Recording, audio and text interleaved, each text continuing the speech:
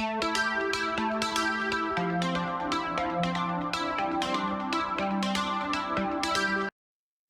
everyone, welcome back to Data and Donuts. My name's Aaron. I'm here with my friend and colleague, Rosaleen Ryan. Today we're going to talk about ISER development in relation to accreditation. But before we get into our conversation today, I'd like Rosaleen to tell us a little bit about herself. Hi, everyone. As Aaron said, I'm Rosaleen Ryan. I work at Monterey Peninsula College. I have been here 23 years. I started when I was about 5 or so. I began as the director of institutional research, and I actually served in that role for about 21 years. And then a couple of years ago, I was able to step up into the position of Dean of Planning, Research, and Institutional Effectiveness. And I'm truly enjoying my new role. It's very much people work, and I'm finding that's work that I really enjoy. More so than the numbers work. I did love that aspect of my former role, but I love the people work of being a dean. That's amazing. Yes, as a colleague and a dean, it's always about not just managing process, just system structures, but it's really the Yeah. people, the relationships, and it really kind of leads into our first question of when preparing your institutional self-evaluation for accreditation, how did you go about that? Yeah. So I'll first say I am not and have never been the ALO at our college. Our former dean of pre was the ALO, and then when he retired and stepped into that position, there was a little bit of reshuffling of responsibilities. So our ALO is actually our chief instructional officer, our vice president of academic affairs, and I picked up something else when my position let go of being the ALO. I will say I was happy to not be the ALO, but I was very pleased to work very closely with our ALO. So I just wanted to give that background. Um, I want to walk us back just a little bit before I kind of like jump into what we did for our ISER, and just say that in our education master plan, we have a goal that's related to our campus community and about fostering a culture that supports collaboration, growth, professional growth, and leadership development. And it's one of those goals that's a little bit fuzzy and sometimes hard to measure. But the principles behind that goal very much tie in with how we approached our ISER and what I think worked well with our ISER. So for that, I'd say like a key thing is leadership. So having the right ALO is so important to having an effective ISER, right? Um, so that was key. And our ALO happens to be just really collaborative in terms of how he approaches, everything that he does. So he set up a process that really involved a lot of faculty and staff. And he set up a process. So there's broad participation, like throughout all areas of the campus. He set up a process where we were really empowering our faculty and staff to step outside of their day-to-day roles and do something that was different. Um, what he did is he basically took apart all 100 plus standards, and he assigned an administrator as the lead for every standard. We don't have 100 plus administrators, so that meant that every administrator is a lead on multiple standards. And then we basically put out a call for volunteers from faculty and staff to serve as co-leads slash writers for one or more standards. And they were each paid a stipend of $250 for every standard on which they were a co-lead or writer. Yeah. So, if they were doing several standard, 4 standards, that's $1,000, right? That's nothing to sneeze at. Um, so it was very collaborative. And then the approach that we took to the actual writing was that it was journalistic style. So the administrator would provide a lot of guidance around what questions needed to be asked and answered. And then the co-lead, who's a faculty or staff, would interview the key people, the key informants, and then they would do the writing, based on what they gathered. And then typically the administrator would provide any additional context or information and do a lot of the second draft writing to make sure that we're writing in one voice. I think that is so awesome. I've heard of many individuals doing that where we've gone around to try to keep that consistency is Yeah. really find ways of engagement where, like you said, you interview committees, you interview people, because what I've noticed in the past is if you have like just, some random people writing something, sometimes it doesn't match up. Doing the Hmm. crosswalk of everything equals to everything to make sure everything matches so you're consistent. I think that's also very helpful. But I feel that what you did was taking people outside of their comfort zones and then also compensating them for their work, understanding that this work takes time and dedication. And so I think that's very commendable. I said, I'll bring that up at my work. I think I'd be a millionaire if that was the case. But I think if but that's a brilliant idea. I find that incentivizing of something and recognizing people's work in using either monetary or any other types of things Hmm. is very helpful and motivating, and also can be used as, well, you signed this thing saying you do this, so where is it? Like, so I think that's also a cool Yeah. approach as well. No, that's fantastic. I think for me, what I'd like to hear more is what did you learn from going about it that way? When you built those collaborations and those interviews, what do you think that you gained just from where you sit in planning, and you say it's built into your master plan. How has that really lived out through that, and how would you describe that? Yeah. So, one of the things we learned through this is that a lot of folks, um, they're experts in their own areas, but they don't know a lot of what might be happening in other areas of the college, and they might not be aware of different policies and practices. The way the assignments to the standards worked is, in some cases, folks were assigned to be a writer or co-lead on standards where they were very knowledgeable and they were experts, and in other cases, they were assigned to standards for which they had absolutely no knowledge. So I was the administrative lead for standards related to institutional effectiveness, not surprisingly. And in some cases, I had faculty and staff assigned who had served on planning committees. So they had some knowledge of our planning processes and institutional effectiveness. And in other cases, I had folks who had not served in that capacity, had never done a program review because their role really didn't require it. And it was really eye-opening for me when I saw how little knowledge of our planning and program review some folks had. And I thought, wait a minute, everyone really ought to know how this works, right? So it really informed me as an administrator about how can I approach my work differently to make sure everyone's aware of the work that's in the area of pre. I think that's another one of the purposes, like unsaid purposes of accreditation, is that check and balance to be like, when you're Mm-hmm. on your own little sphere and you're just like, this is amazing. Look at how this works. And then someone's like, what are you talking about? Program what? Yeah, SLO yeah, what? Data yeah, who?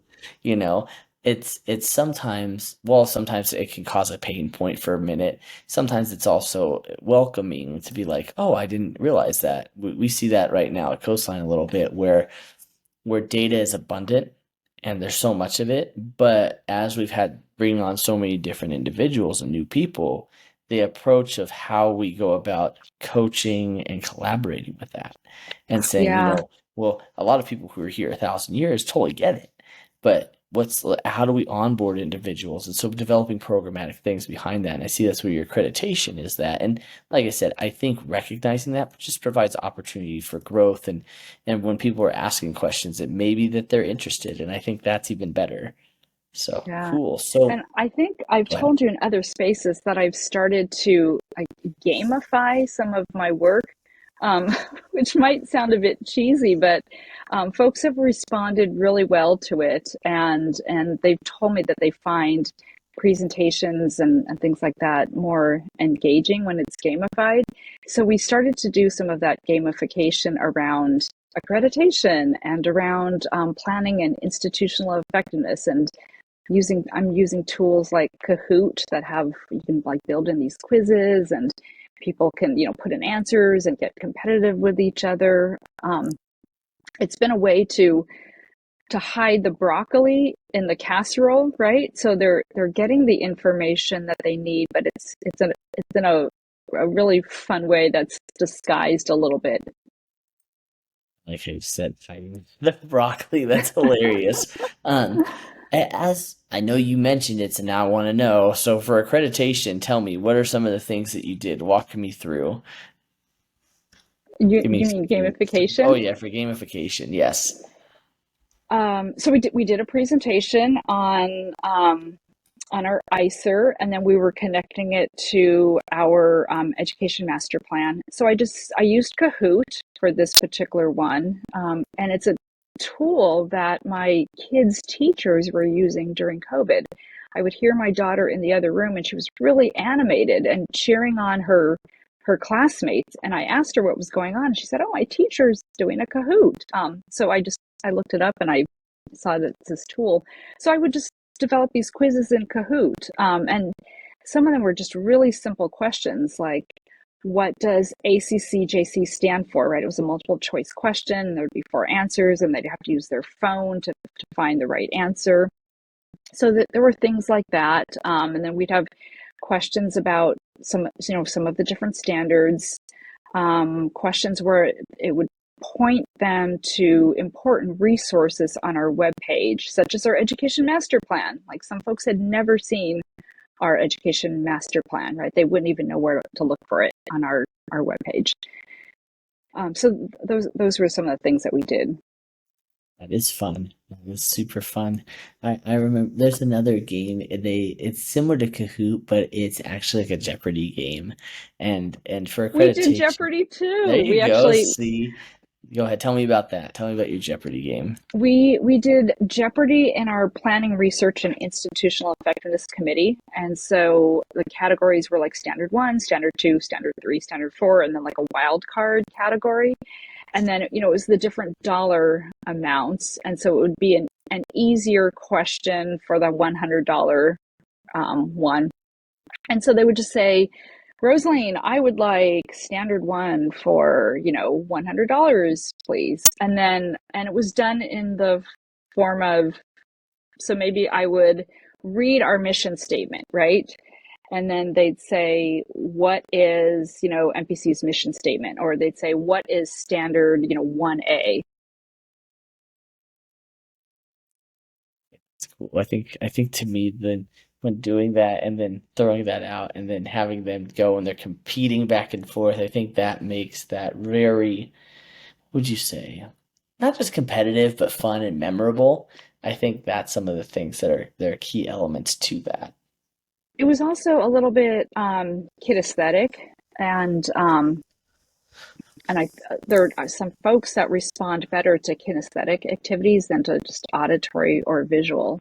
And we Oh, were for also sure. doing a lot of this work at a time and place where we were coming back from COVID, and we were, partially remote, right? And so and I had to find ways to also engage people on a Zoom screen, when their screen's turned off and you're thinking, are they just sitting there eating their ham and cheese sandwich and not paying attention? So, how can I get them to put down their sandwich and engage with this presentation? That's funny. No, I think that is kind of challenging when you're at a distance or and especially when the screens are off and you can't really see people's faces. Are they smiling? Are Mm-hmm. they frowning? Like you said, are they stuffing their face with sandwiches or whatever they're eating? I think that's always a challenge. But no, it sounds like you've made it engaging and fun. So do you recall any of your any of your bonus questions you asked? The non-accreditation fun Oh, ones? Oh, yeah. There was one. It was funny because it actually stumped our vice president of academic affairs, and it was around the number of programs that we offer. And I pulled it right from our ISER, and then I thought, how did he not get this?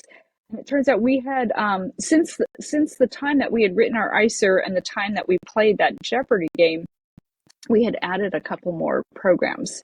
And so he was thinking of like the current number of programs of study that we offer, not what was captured in our ISER. Ah, yeah, that's funny. So with some of our bonus questions, we had it all the same answer. The answer was literally the same answer, and it was our ALO at the time, who was our vice president, who's now our president. And so he was always like, we'd always tease and be fun with him. And so we actually had like questions about like his life beforehand, before Coastline, during Coastline, like whose favorite food is hamburgers, and everyone would be like, and, Oh, and even the category question was Vince, like Vince for 100, Vince for this, and like we had it live before COVID, and so we had like a whole entire like stadium of people like in this huge mega room, yeah. and people like yelling answers. It was nuts. It was funny, I but love that. it That's was clever. it was a different way of going about things. So it's very similar to what you did, and I think I've heard of scavenger hunts. I've heard of puzzles and word games, word searches, just so many fun things that people can do. And then in preparation for accreditation coming, like everybody's always nervous because in the past people be like, "Oh, you better have like these five answers." And it's not like that anymore. So I Hmm. think as you move forward, as you know, you have a plan, everybody gets one, a planned visit coming up. How do you plan to just continue to build that awareness of accreditation? Yeah, I think one thing that we didn't do as we were writing our ICER, which I think we'll want to start doing going forward, is to build in accreditation into our existing structures. So I think, the practice that a lot of institutions do is it's really intensive during the writing of your ICER, and then you have your site visit, right, and the findings, and you go, okay, now we can wait a few more years before we start working on that again. And we want to be more intentional about doing the work of accreditation on a day-to-day basis and connecting agenda items in meetings, for instance, to accreditation standards, connecting accreditation standards to our education master plan goals and objectives.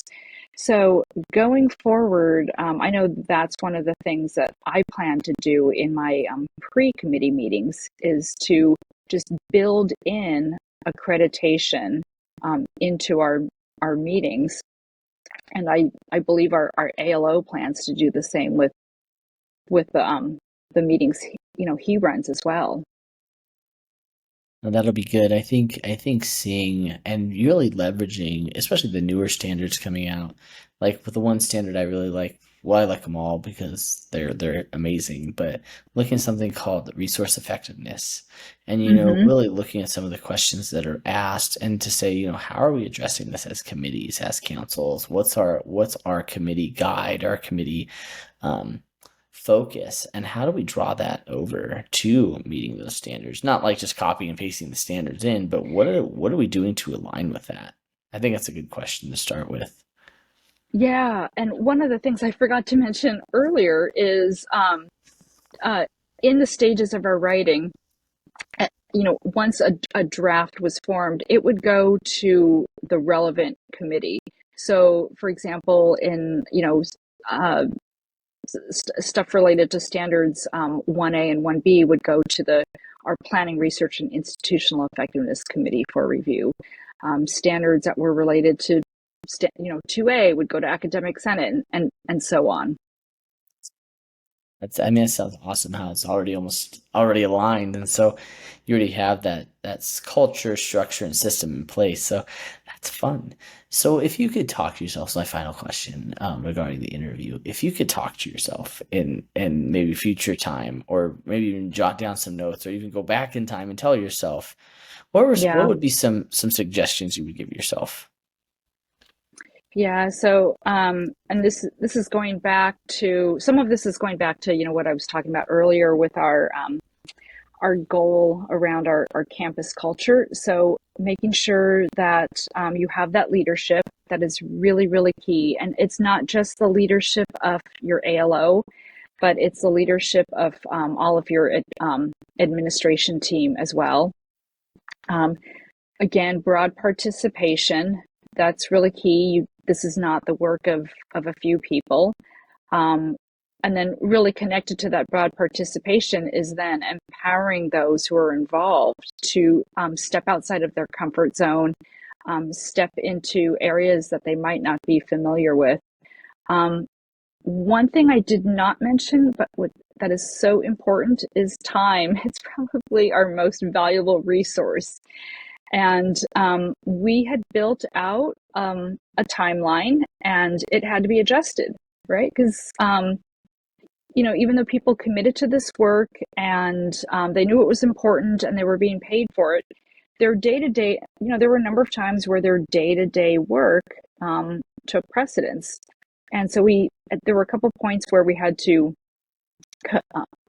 compress our timeline a little bit in order to still meet that date for sending in our ISER, because that date doesn't change. So you just have to end up compressing the timeline. So I guess, one piece of advice is make sure you build in some wiggle room into that timeline. And, related to that, so there's, the deadline that you tell people when the writing needs to be done. And then there's the real deadline, right? So you don't tell them the real deadline, So when the but you give assignments them due and then the assignments really due. yeah. Yeah. So yeah, time is really, you know, uh, so in addition to, the professional growth and the leadership and collaboration, time is really important. No, most definitely. I can second that. And a lot of times tomorrow's always a better day to start writing. Right, But right. I think the reality is now is always the time to start writing. So no, that's some great suggestions. And so now my bonus question for you is what show would you recommend or what are you currently streaming if you are? So do I only get to pick one? I can't You can pick narrow it both. down You can to one actually do show. both. Well, no, I can't narrow it down to like one. I'll tell you two shows that really captured me, and I started watching them during COVID. One is uh, one I've just Bergen, the Danish show, and the other, which is completely different, is Dairy Girls. I think they're both on Netflix. Dairy Girls is just so irreverent. Um, are you familiar with this show? Neither of It them, but I'm ah interested. Go on. Dairy Girls is about a group of Catholic schoolgirls, high school girls that live in an Irish Catholic town in Northern Ireland during the time of the Troubles. So this is like the 90s. And it's just incredibly irreverent. The nun who's the sister who's in charge of the school, who's one of the main characters, is constantly dropping f bombs and saying other things that you wouldn't expect Huh, how the funny. head of a Catholic school to say. But it's spot on. I have cousins that live in Northern Ireland, and I actually had the opportunity to visit them during the late 90s, and they actually remind me of my cousins in Northern Ireland. Interesting. Well, that's cool. I'll have to look those up. I have something to do tonight now. Excellent. Well, this has been fun, and thank you for the insight and sharing your experience. I think Yeah, this everyone has can been a lot of definitely gain fun. some good tidbits from that. So, thank you again. Thank you.